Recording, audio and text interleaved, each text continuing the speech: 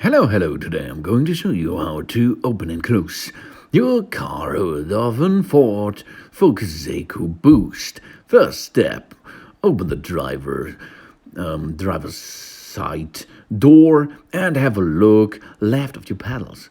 There is a lever, this you have to pull to you. Good job. Now, let's move to the front of your car.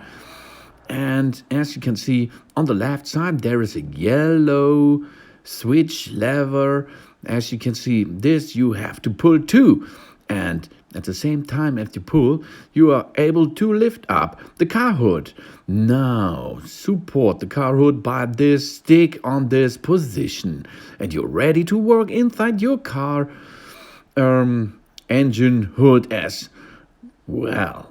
Now, let's move this stick back in position and drop the car hood. Do not do it like this. You have to switch to 10 centimeters and then let it down. Thanks for watching. Please subscribe and give me positive feedback.